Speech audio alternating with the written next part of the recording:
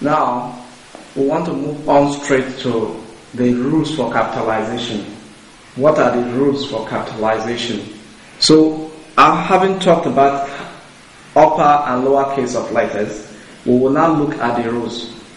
We know what a capital letter is now. We know what a small letter is. So, first rule that we'll be looking at: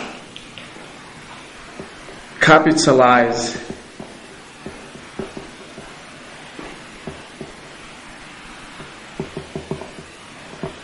the first letter of every sentence. That is the first rule.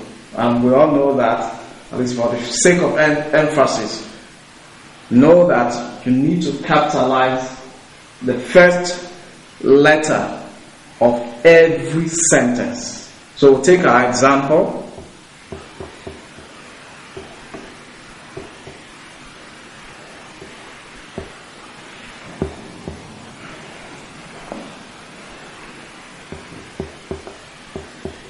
My mother has arrived. My mother has arrived.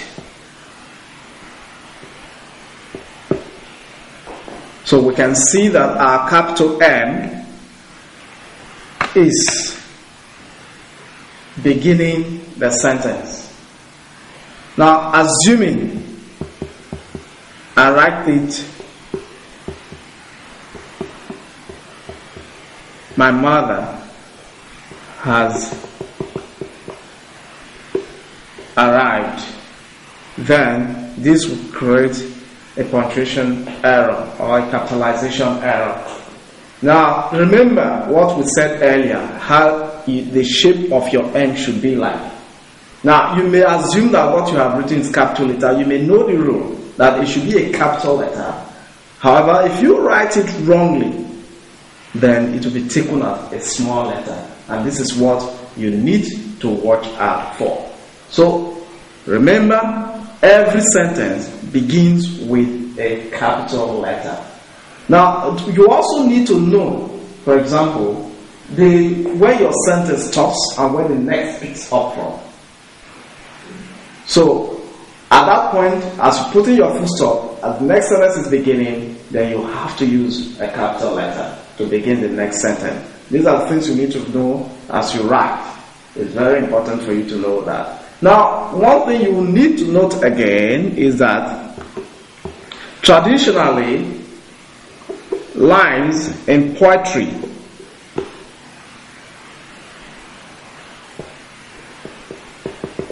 begin with capital letters. However, in modern times, some poets do not do this.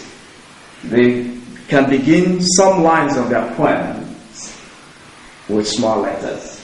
So, whichever poem you are copying, you must take note of the style of that poet. But this has to do with poetry or poetry in literature. But when it comes to usual writing, you must take note that every sentence begins with a small letter. Then there's another thing we need to note also. So let's call this note 1, and then we need to note another thing that is, maybe we'll call that note 2. Normally, since we say that a sentence begins with a capital letter, if you are writing something, maybe just a short line, and it's not a sentence, it should begin with a small letter. But sometimes we find people, students or other people, beginning such expression with capital letter, except you have a special reason for beginning such an expression with a capital letter. It should ordinarily actually be in small letter. For example, I want to write in a house. This should actually begin with a small letter, like the small letter I have written, in a house. Because this is not a sentence. And so it should begin with a small letter. But I may have my special reason for beginning it with a capital letter and ending it in full stop, with full stop. Then, for example, if I expect that is a short answer, I want to use it. I want to forcefully use it as a sentence. Well, it is not. In the special content, I may decide to begin it with a capital letter R and end it with a full stop. That way, but I must have a special reason for it.